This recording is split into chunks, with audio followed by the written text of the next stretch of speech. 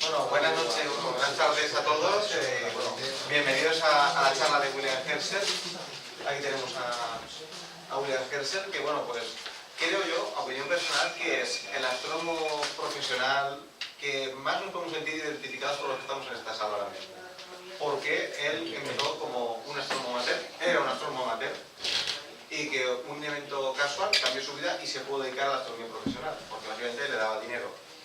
Vamos a empezar viendo un poco pues una muy breve biografía. Nace el 15 de noviembre de 1678 en Hannover y fallece el 25 de agosto de 1622 en Slough, que es donde va a tener su observatorio principal. De hecho, aquí tengo también un libro que os recomiendo a todos, es el Tratado de Astronomía de William Herschel, traducido por Saturnino Montojo, que fue astrónomo del Observatorio de San Fernando en Cádiz, en 1844, que bueno, pues este señor pues era muy fan de Herschel, tenía un documento original en el observatorio y lo decidió traducir. Era que la traducción pues tiene algunas pequeñas actualizaciones de esos 20 años que ha pasado desde que Herschel falleció, y además, pues, bueno, muchas veces hablan en tercera persona sobre Herschel. Herschel decía esto, Herschel hacía lo otro. Entonces, pues es muy interesante, es un muy buen documento.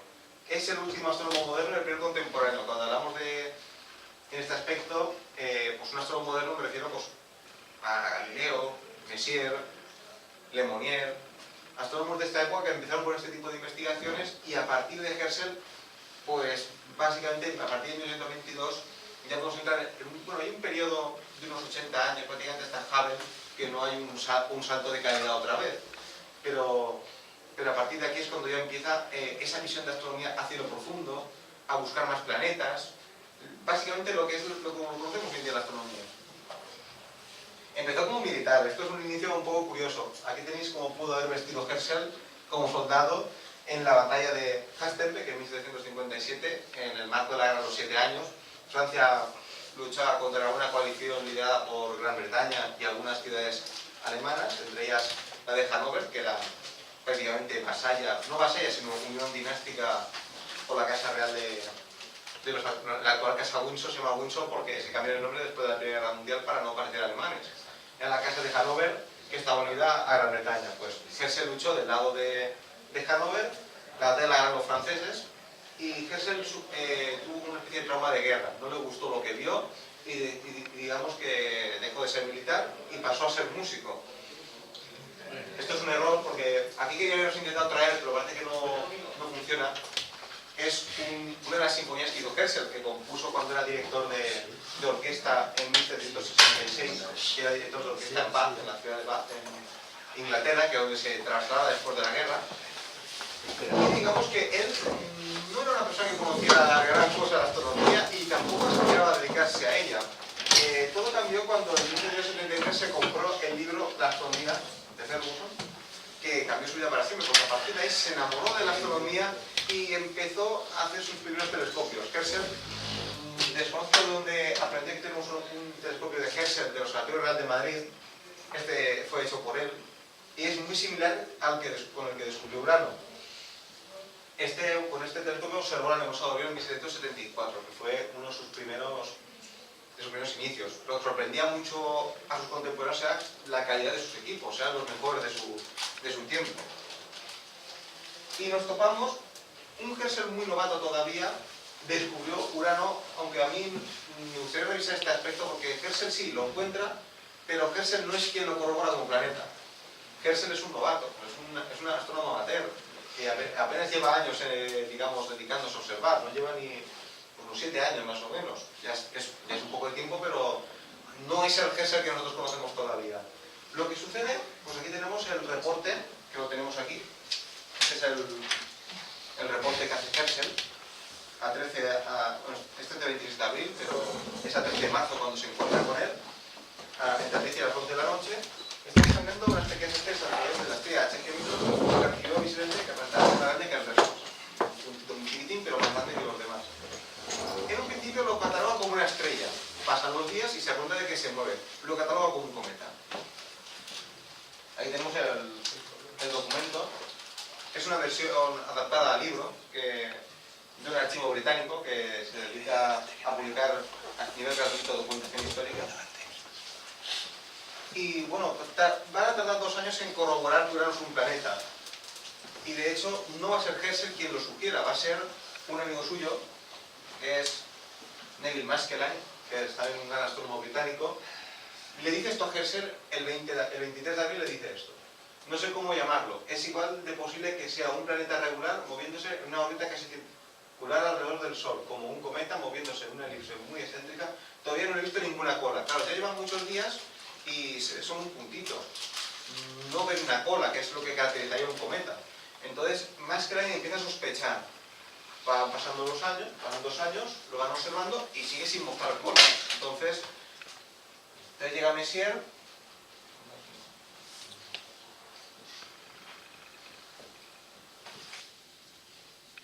Vale, no se ve la imagen, no se ve la imagen. Bueno. Pues digamos que en 1783, tenemos aquí el documento, dice textualmente, y aquí damos cuenta de que Herschel no es quien... Herschel, digamos que es quien lo afirma porque es que lo encuentra, pero realmente no es el primero que lo observó. Dice, por las observaciones de los más eminentes astrónomos de Europa, aparentemente la estrella que vimos en marzo de 1781 es un planeta primario del sistema solar. Esto evidentemente cambia la historia de la astronomía. Pendientes desde que los babilonios, 4000 años antes de Herschel, digamos, catalogaran los planetas en sus zodíacos, los egipcios también lo hicieron en el zodiaco de Dendera, pues habían pasado prácticamente 4000 años sin que esto se hubiera movido. Ahora ya tenemos un nuevo planeta. Esto, además, Herschel en el tratado dice una cosa muy clara. Es muy posible que haya más, porque, como dice Herschel y con mucha lógica, no se ha visto con telescopios todavía más allá.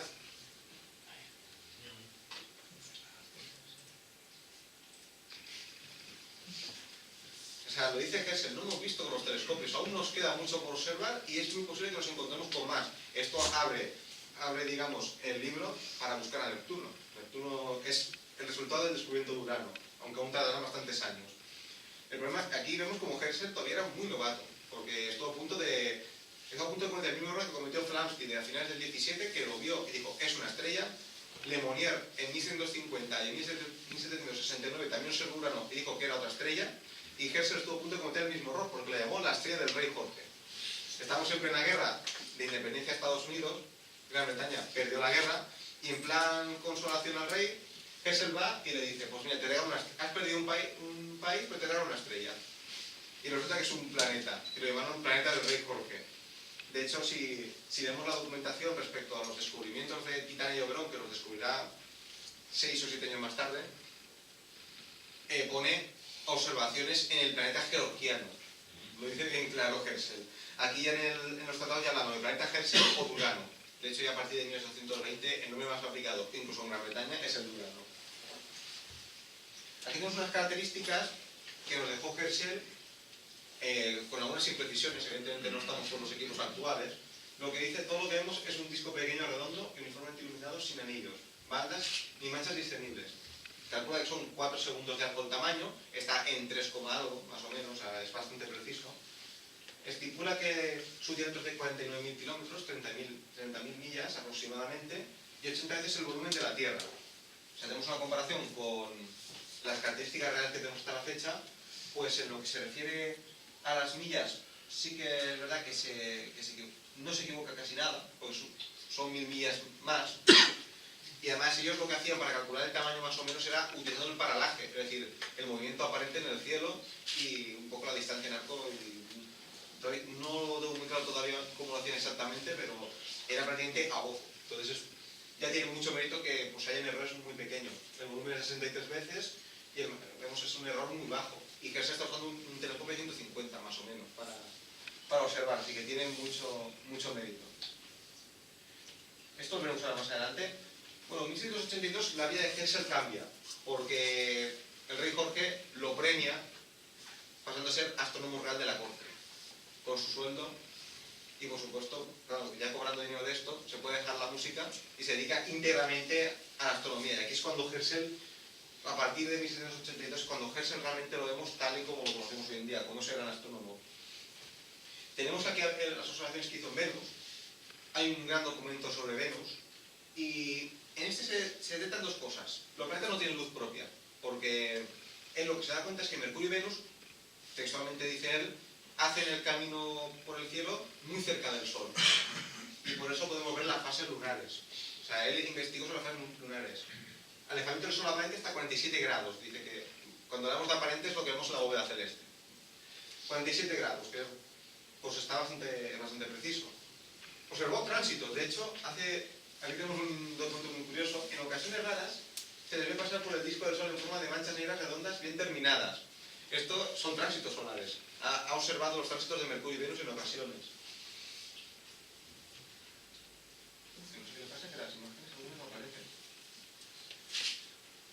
El primer gran descubrimiento, a mi opinión personal, que hace Herschel, aparte del de Urano, pero ya como astrónomo profesional, es descubrir que el Sol está en movimiento dentro de la Vía Láctea. Porque, bueno, él estuvo observando, él observa las estrellas con telescopios bastante potentes, se da cuenta de que algunas se mueven segundos de arco al año. Se da cuenta de que están moviendo. Y en estas observaciones se da cuenta de que el Sol se está dirigiendo hacia lambda Hércules. Por lo tanto, segundo factor, destruimos la teoría ya geocéntrica, la eliminamos completamente. Y segunda, ni el Sol tampoco es el centro. Sí que es verdad que él consideró al Sol dentro de la Vía Láctea como centro. Tenemos aquí no, pero bueno, era un dibujo que sale el Sol en el centro de la Vía Láctea. Todavía no se había estipulado eso, pero ya con ello está en movimiento, no es un elemento fijo. No sé qué le pasa que las imágenes por lo que sea no las marca.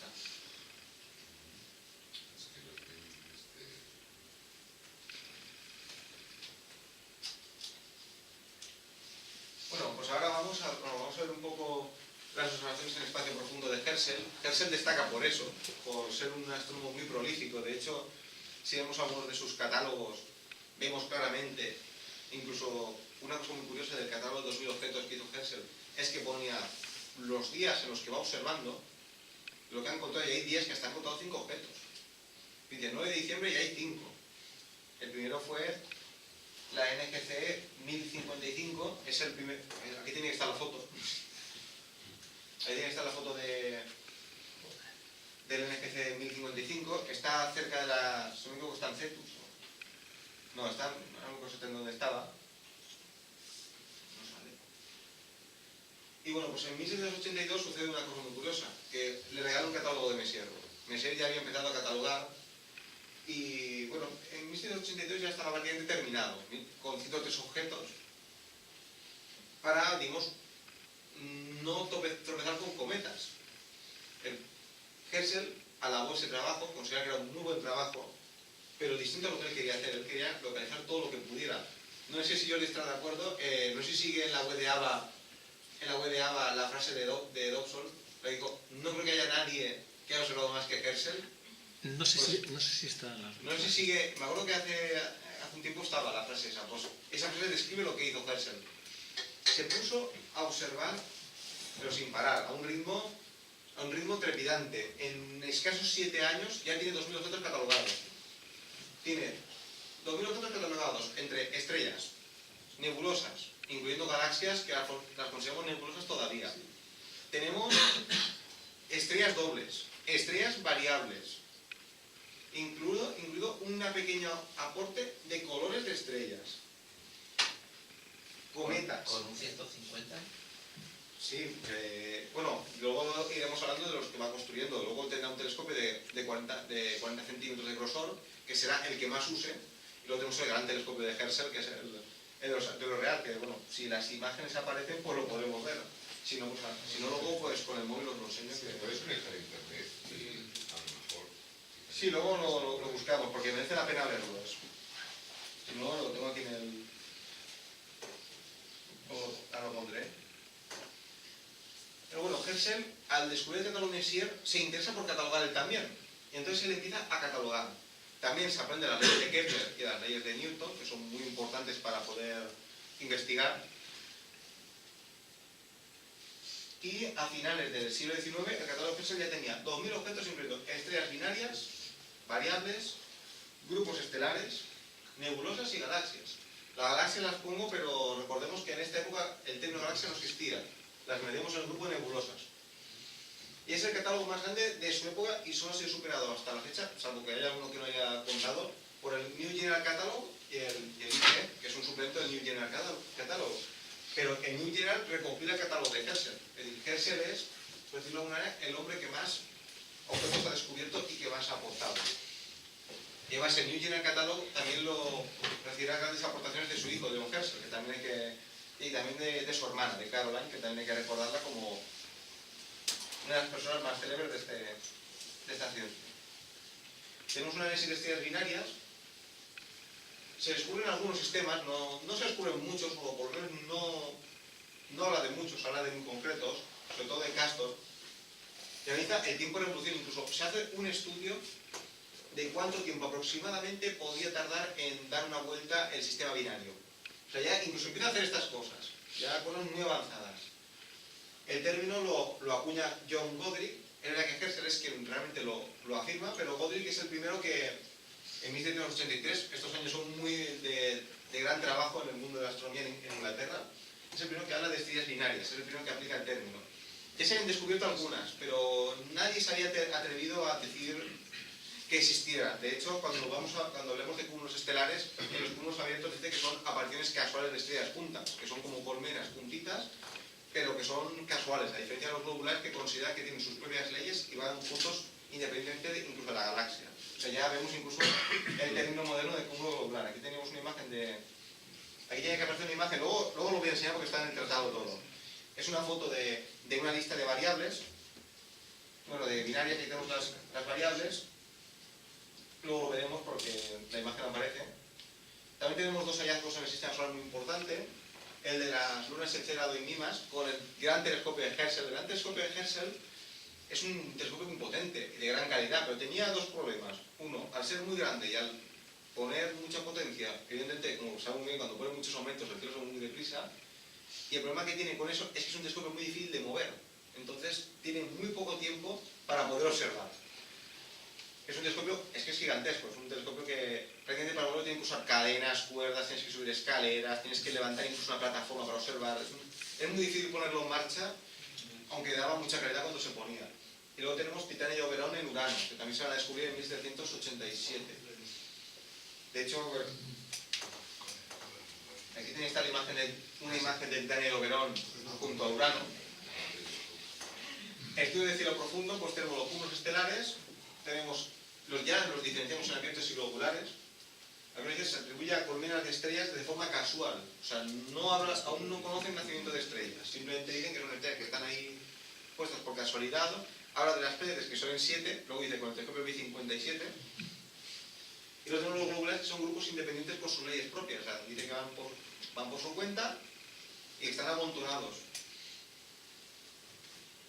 Y hay que decir que a Herschel le influye mucho, todavía vemos alguna influencia de la astronomía del siglo XVII, porque en época de Galileo, cuando se observó el cielo, por primera vez con un telescopio en la Vía Láctea, descubrieron que la gran mancha del cielo es un montón de estrellas. Pues las nebulosas en este momento son como algo así. Se atribuye que las nebulosas son estrellas muy lejanas que por sí solas no pueden representar un punto solo.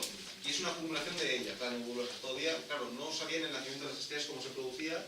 Entonces, pues, se atribuye primero a esto, a enjambres de estrellas muy distantes que individualmente no podemos ver. Esto está sacado del manual, literalmente.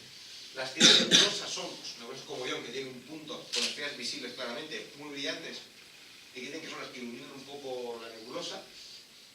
Y luego tenemos la nebulosa planetaria, que es muy similar a los planetas. Destaca Herschel la nebulosa de M57, porque dice que es la forma perfecta, la perfecta forma de nebulosa planetaria. También hace menciones a la Dumbbell. Bueno, nosotros ya las conocemos de... Vamos a pasar a ver imágenes, porque aquí tienen que aparecer las fotos y si vemos que aquí no aparece, vamos a usar el tratado. Aquí tenemos unos dibujos que hizo Herschel. Espero que se vean bien, ¿se ven? Ahí tenemos Saturno. Incluso Herschel se atrevió a medir la longitud de los anillos, incluso su propia rotación. Tenemos la división de Cassini, la división de Encke no ha sido descubierta todavía, parece ser. En Júpiter sí que dice que hay anillos. El problema es que como no los ha dibujado, yo no sé si puede ser una interpretación o una mala interpretación del tratado. Puede que los anillos a los que se refiere son los anillos de las bandas, porque habla de ellas también. Entonces yo pienso que se refiere a las bandas, los anillos de Júpiter se refiere a esto, ¿no? Tenemos aquí una observación de Marte, Es decir, incluso vemos aquí detalles superficiales, el casquete polar, este es M13, aquí tenemos lo que es un cúmulo globular, enseñando aquí M13, aquí tenemos un cometa. Generalmente me gustan muchos cometas, por eso recomienda David Catálogo Messier, porque dice que es ideal para ver esos objetos que pueden molestar. Y de hecho, una cosa muy curiosa es que dice, los cúmulos abiertos como el Pesebre o las Pléyades, podemos ir a veces confundidos con cometas a simple vista, porque ves a simple vista es una pequeña manchita. Entonces, por eso lo recomiendan. Tenemos aquí algunos dibujos, creo que este es M42. Luego también, pues aquí tiene pues... como son figuras para mostrar leyes, aquí tenemos un poco las leyes de la traslación, porque vemos las fases de Mercurio y Venus, como lo vemos así partidos por la mitad cuando pasan. Y luego pues tenemos algunos datos que son muy interesantes, por ejemplo, no he encontrado un documento oficial que diga he encontrado dos lunas en Saturno, pero las lunas Encelado y Mimas son consideradas las lunas 6 y 7, y cuando vamos a ver los satélites de Saturno ya están marcados 7 en el tratado, pero lo que quiere decir que he encontrado dos más. Y pone pues la distancia, se puede medir la distancia, el tamaño, también hace lo mismo con la Luna. Con la Luna se equivoca bastante, porque la Luna pone que está a 59.000 millas, unos 90.000 kilómetros, cuando la cifra está en torno a los 374.000 más o menos. Entonces con la Luna sí que es verdad que se equivoca. Tenemos también las medidas de las lunas galileanas de Júpiter, no se ha descubierto ninguna más, de hecho creo que con un telescopio la única que se puede ver así, es Amaltea, que se hizo ya en AVA hace un poco una observación de ella. Tenemos un detalle muy curioso, es que, y esto solamente lo tuvieron en cuenta a la hora de nombrar a Plutón como planeta menor, porque hay otro planeta menor que se incluye en esta lista, que es Ceres. Ceres, en época de Herschel, era considerado un planeta. Y esto me sorprendió porque no lo sabía yo tampoco. A ver si lo tenía aquí. Herschel lo que hace es denominar a Ceres, a Palas, Vesta y a Juno los planetas ultrazodiacales. Está más cerca que Saturno o Júpiter, lo sabían, de hecho aquí lo pone, la distancia en distancia media al Sol. Entonces lo que hará que lo miden de una forma, lo miden en decimales respecto a la Tierra. La Tierra está a 1, Marte está a 1,52, Vesta 2,3, Juno 2,6, Ceres 2,7, Palas, Júpiter a 5, Saturno a 9, Herschel Urano a 19. Pues lo que dice, los llama ultrazodiacales por un motivo. Y por este motivo también Neptuno sería un planeta ultrazodiacal, y es porque no los pueden ver a simple vista. Dice, Urano casi, pero está ahí. Pero estos, si no usas un telescopio, no los puedes ver. Por eso los llamó ultrazodiacales. Estamos viendo que teníamos más planetas de los que tenemos ahora.